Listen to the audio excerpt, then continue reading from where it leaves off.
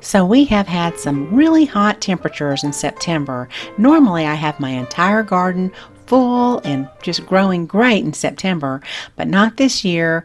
So I'm a little bit behind because I couldn't get my fall vegetables in the garden. But now they're up and growing here in the first week of October, and I just love to share with you some of the things that I have growing here. So this is the square foot garden. I have put my trellises over the top of the bed to keep out critters. A lot of squirrels are digging around now and hiding their nuts. And I have planted spinach, but I need to go through and thin all of these little plants so there's 9 per square foot. And so I've also planted a little bit of broccoli throughout the beds. I just ran out of room, so I just popped them down in there. And then I have some pepper plants that I have not pulled out. That's pretty much the last of my summer garden. Pulled out all my tomatoes. Then over here in this bed, I have some cabbage. This is a Napa cabbage, and then some more pepper plants. Some bok choy, and then from seed I have planted scallions and cilantro, which are up and growing. Again, I put my little trellis over the top of the bed to keep the squirrels out, or at least deter them anyway. And then over here I have shallots that I planted from seed, and then I also have another pepper plant, and these are actually going to mature to red, so it's doing pretty well there. And we've been getting a little bit of rain, not much. This is about 2 weeks worth of rain. I always like to have a rain gauge just to monitor the rainfall. And then another pepper plant. These are nice and green. They will also mature to red. And then in this corner, some more spinach, and then my pepper plant and some chives. And remember, my spinach will grow all winter long without cover. As a matter of fact, it survives great under snow. And I know most of my subscribers already know that, but I just want to let the new subscribers know that in my zone 6B, it really doesn't get cold enough to kill the spinach. So I get to enjoy that really nice in the springtime. But over here, I thought I would plant some things with a little greenhouse that I can protect through the winter, such as broccoli and some of my cabbages. Right now, I just have a mosquito net over it because I've noticed a lot of cabbage butterflies flying around here late in the season, and I certainly don't want them to lay their little eggs all over my broccoli plants. So I would like to enjoy those this year. So I have the mosquito net on there now, and what I will do is put the little greenhouse cover that came with the frame. I'll do that probably later in November, maybe December.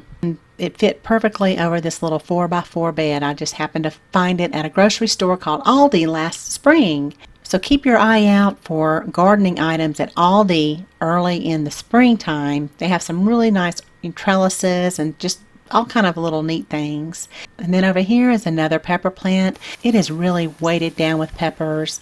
And again, these will also mature to red. Now, if I get a frost come through, a lot of these plants, the pepper plants, certainly will die. And I will just have to harvest the peppers at the green stage, and that's fine too. They're wonderful. Remember, all of these are growing in 6 inches of soil. And so I was able to put out all of my seedlings. I had to start a lot indoors because we had such hot temperatures in September. So I had to start things like lettuce indoors, which I hate to do because it's so easy to just throw them in the garden bed and let them come up that way. So I had to take an extra step and then transplant them into the beds, as you see here. And then there's some parsley, which has been growing since spring. And I spaced my lettuce here about 4 to 5 per square foot. I have some carrot seedlings coming up here. And then this was a tarragon plant that I featured in my How to Grow Tarragon video a couple of weeks ago. And this is a red pepper plant. It's looking really good. So that is the square foot garden, and so now I'd like to show you my chickens. So if you didn't catch my video, I am now growing 3 little chickens. Actually, they're getting kind of big now. They're about 10 weeks old, and I'm just using a little what's called a chicken tractor. And I just move this around so they can kind of graze on fresh grass and bugs, and they're just doing great. I have recently cleaned out one of my GreenStalk vertical gardens, and I planted it all with kale, and this will be for the chickens through the winter so they can have something green and fresh to munch on here and there. GreenStalk sells a frost cover that I will probably use on this little vertical garden if I need to. So I mentioned that the chicken tractor, I just move it around, and so a lot of times I'll just close up the chickens in their little coop, take out anything that's loose under the tractor, and I just move it about 6 to 8 feet to some new grass where they can just step out and enjoy it. And then I just break out the thatch and the old grass where the tractor was, and I put down fresh grass seed and hay, and that's been working out great. Over here to my right, I had 2 other areas where I had the tractor, and it has already filled in with fresh, tall fescue grass, so that's great.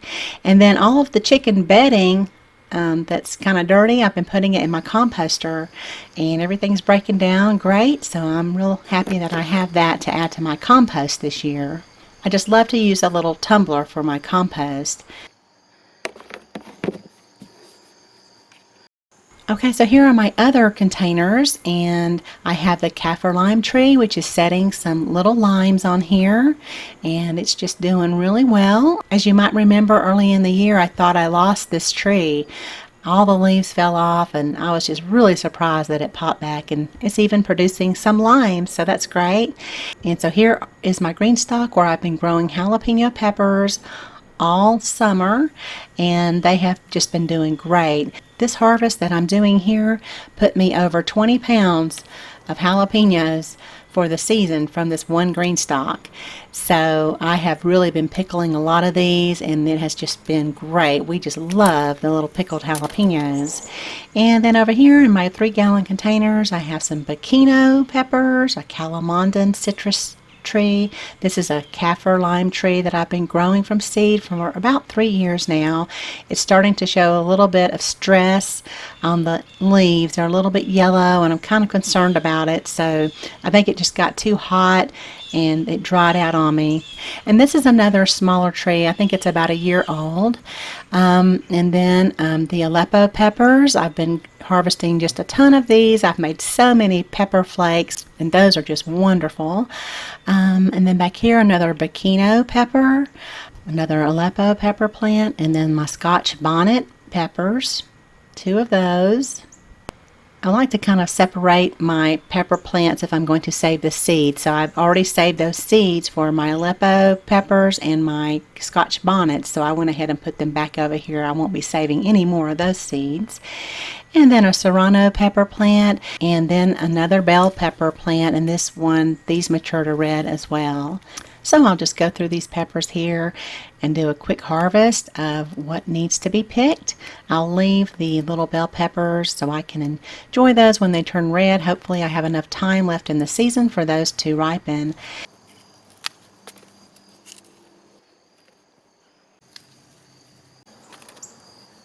So there you go.